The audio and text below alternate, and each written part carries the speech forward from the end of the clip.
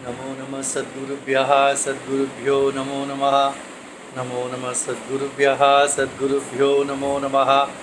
ज्ञानवैराग्यसम्पूर्णान् हरिभक्तिपरायणान् पूर्वाचार्यानहं वन्दे सम्प्रदायप्रवर्तकान्। भगवत्पादमाचार्यं श्रीमद् रामानुजं मुनिं श्रीमदानन्दतीर्थं च रामानन्दयतीर्थितं श्रीवल्लभं च निम्बार्कं कृष्णचैतन्यमेव च तथा ज्ञानेश्वरं तथान्याञ्च पूर्वाचार्यान् स्मराम्यहम्। आचार्येष्वपि सर्वेषु तारतम्यं विना कलौ शुद्धं भागवतं धर्मं जग्राह प्रेमिको गुरुः। हरे रामेति कृष्णेति नाम संकीर्तनं सदा लोकक्षेमाय कुर्वन्तं प्रेमिकं सद्गुरुं भजे। श्री अण्णा द्वारा विरचित श्री वैष्णव संहिता के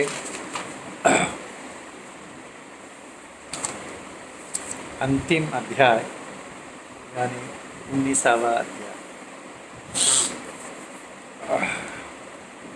श्री सद्गुरुवाच आडम्बरैश्च विविधैः संयुक्तं वेषधारिणं भक्तं तं मन्यते लोको न जानाति यथा तथा। लोग बाहरी वेशभूषा से फंसकर लोगों को भक्त मान लेते हैं। बड़ा तिलक हो, बड़ा जटा हो सर पर, भगवा वस्त्र हो, इस प्रकार जो बाहर का आडंबर है तो उसे देखकर लोग फंस जाते हैं और उन्हें भक्त मान बैठते हैं। भक्तस्तु लोक विमुखो भगवंतम अपेक्षते यथा राजकृपां दासी संस्तुतापि अपि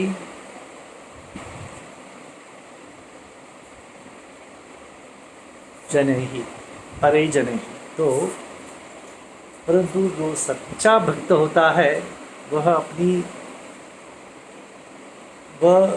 तब प्रसन्न होता है जब उसकी भक्ति को भगवान स्वीकारते हैं। जैसे एक दासी होती है, लोग दासी की स्तुति करते हैं परंतु दासी उन स्तुति को कुछ मानती नहीं है। वो राजा के मुख को ही ताकती है कि राजा के मुख से मेरी स्तुति होनी चाहिए। इसी प्रकार सच्चा भक्त भी भगवान की ओर ही देखता है। कोई किसी ने कह दिया आप बड़े भक्त हो तो वह बहुत अभिमान नहीं करता। यमेवैष दया सिंधु वृणुते कृपया हरिः तमेव भक्तं जानीयात् भगवान तेन लभ्यते। यहाँ पर वेद में कहा गया है कि जिसको भगवान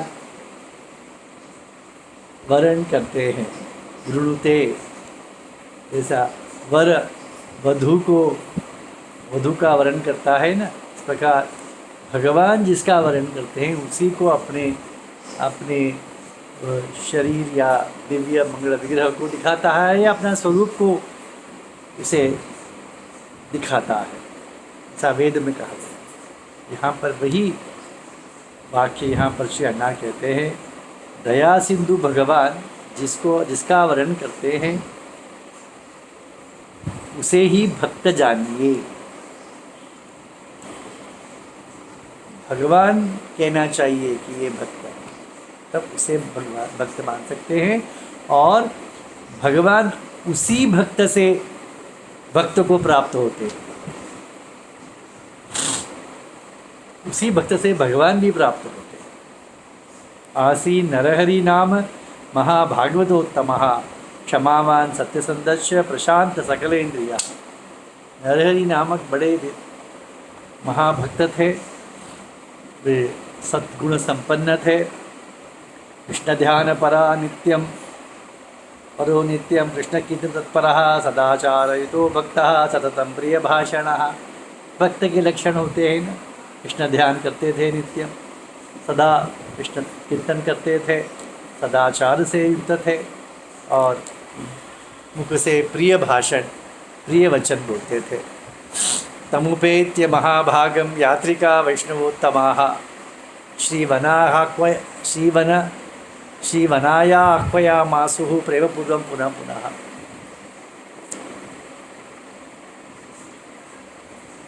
तो कुछ वैष्णव वृंदावन जा रहे थे, तो वे जानते थे श्री नरहरि महाभागवत थे, तो उनसे विनती करते थे, हम वृंदावन जा रहे हैं, आप भी हमारे साथ चलिए। विलज्जितो नरहरि बभाषे भक्तपुंगवः बद्धांजलिपुटो दीनः प्रणपत्य च वैष्णवा।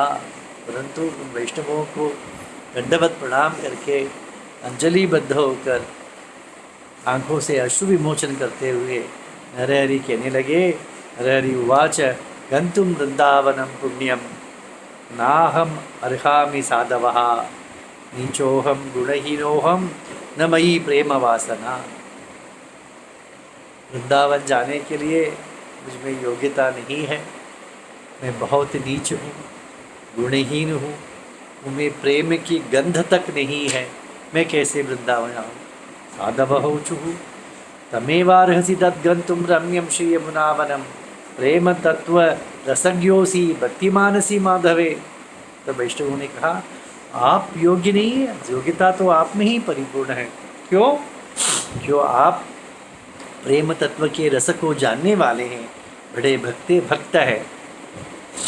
नरहरि उवाच न मन्येहम इह आत्मानं भक्तं राधिकापते। मैं नहीं मानता कि मैं भगवान का भक्त हूँ। परदोषम न पश्यन्ति साधवः साधु दर्शनः। आप दूसरों के दोष नहीं देखते हैं, आप साधु हैं, दूसरों के दोष नहीं देखते, इसीलिए मुझ में जो दोष है उसे आप नहीं देखते और कहते हैं मैं भक्त हूँ। निज भक्तम यदा कृष्णो मन्यते ताम माम कृपा निधि तदैव मन्ये चात्मानं तद्भक्तम सुदृढ़व्रतम। आप साधु है, आप दोष नहीं देखते, इसलिए आपने कह दिया कि मैं भक्त हूँ। परंतु भगवान जब मुझे भक्त मानेंगे तब मैं स्वयं को भक्त मानूंगा। श्री सद्गुरुवाच इत्युक्ताः साधवः सर्वे भक्तेनैव महात्मना प्रशंसन्तो गुणास्तस्य वृंदावने प्रतस्थिरे। ऐसे उसके पश्चात साधुजन नरहरि से विदा लेकर उनकी स्तुति करते हुए वृंदावन चले गए। एतस्मिन् अंतरे कच्चित् ब्राह्मणो विनयान्वितः आजगाम महारोगी तस्यैव नरहरेर्गृहम्। तो कुछ समय पश्चात एक कुष्ठ रोगी नरहरि के घर आ पहुँचे। अभ्यागतम तम अतिथिम अभ्यर्च्य नरहरि तदा पपच्च कुशलंचैव तदागमन कारणम। तो अतिथि आए हैं। अतिथि का अर्थ कहते हैं जो तिथि वो पूर्व सूचना देकर जो आता है वो अतिथि नहीं है, बिना तो तिथि का ज्ञान नहीं है वो आ जाता है अतिथि, ऐसा कहते हैं। तो ये रोगी आगे नरहरि के घर ने बहुत ही इनकी पूजा की, इनकी अतिथि सत्कार किया और उनके आने का कारण पूछा। सब ब्राह्मणों विनीतश्च बद्धांजलिपुटो अब्रवीत आनंद बाष्पनयनः पश्यन् नरहरे। वह ब्राह्मण विनीत हाथ जोड़कर नरहरि के मुख को देखकर अश्रु विमोचन करते हुए इस ब्राह्मण ने कहा, ब्राह्मण उवाच नमस्तुभ्यं महाभाग साक्षात् नारायणो भवान् नूनं भगवतो मूर्तिः सर्वसज्जन रूपिणी। ने कहा, आपको वंदन, आप साक्षात नारायण है, आप सज्जन रूप साधु रूप में नारायण ही है। अहम केनापि पापेन कुष्ठरोगेन पीड़ितः नीलाचलम् उपागम्य कृतवान् व्रतमुत्तमम्।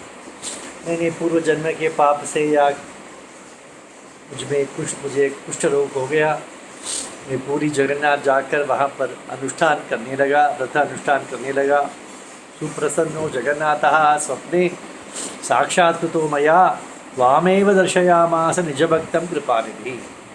तब जगन्नाथ मेरे मुझे स्वप्न में दर्शन दिया और कहा, और आपको ही दिखाया, कहा कि यही मेरा निज भक्त है, इसके पादतीर्थ को लेने से तुम्हारा कुष्ठ रोग ठीक हो जाएगा। तव श्री पादतीर्थेन मम रोगो विनश्यतु एवं ही भगवान कृष्ण माम उवाच श्रेय प्रति। तो भगवान ने कहा कि आपके पादतीर्थ से मेरा रोग ठीक हो जाएगा। नरहरि उवाच अहो धन्योस्मि महाभागवतोस्मि। देखिए, तो कहने के मैं धन्य हो गया, मैं महाभागवत हूँ अभी। भक्तिम जगन्नाथ कृपयैव अनुमोदते। मेरे भक्ति का अनुमोदन भगवान जगन्नाथ ने स्वयं किया है। अद्यैव श्रीवनं गन्तुम् अर्हामि कृपया। हरि की कृपा से आप भी मैं वृंदावन जाने के लिए मैं योग्य हो गया हूँ, उनमें योग्यता आई है, भगवान ने स्वीकारा है मुझे। देवाहम गमिष्यामि पावनम युवनाम। अब ही मैं निकलता हूँ। तो निकल गए। सद्गुरुवाच इत्युक्त्वा प्रेमिको भक्तः सद्यो मूर्छामवाप। ऐसे कहकर मूर्छित हो गए। तब पादतीर्थम चग्राह ब्राह्मणों वेदपारक। तो मूर्त अवस्था में ही इस ब्राह्मण ने उनके चरणों को धोया और उनसे उसका पादतीर्थ स्वीकारा। विनष्ट रोगः सपदि बभूव ब्राह्मण। तो उसी क्षण उनका रोग से मुक्त हो गए। भक्त पादोदकम पीत्वा सर्वकल्मषनाशनम। भगवान के भक्त के पादतीर्थ से सभी पाप दूर हो जाते हैं। तदा नरहरि चायमुत्थाय भगवसागरात् लोकवेदभयातीतो वृंदावनमुपाययौ। नरहरि भवसागर से बाहर निकले, लोकवेद का परित्याग करके वृंदावन चले गए।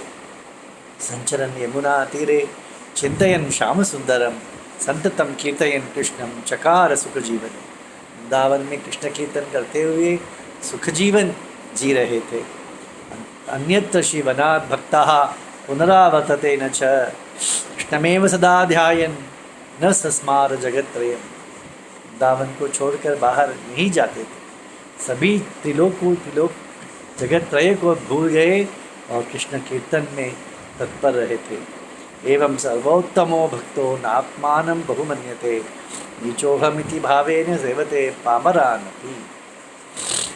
ऐसे जो भक्त होते हैं वे अपने को बड़े भक्त नहीं मानते हैं और अपने को नीच ही मानते हैं और पामर व्यक्ति को भी दंडवत प्रणाम कर देते थे।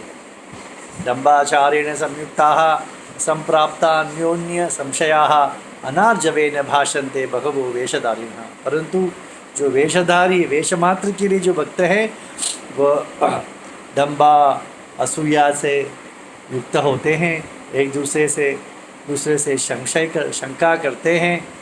मन में एक वाणी एक उनका आचरण एक ऐसा उनका स्वभाव होता है। अन्ये च बालिशा लोके पामरैरभिपूजिताः आत्मानं बहुमन्यन्ते वृथा वैष्णवमानिनः। और जो पामर होते हैं वे उनकी पूजा करते हैं और ये अपने आप को बड़े वैष्णव मानते हैं।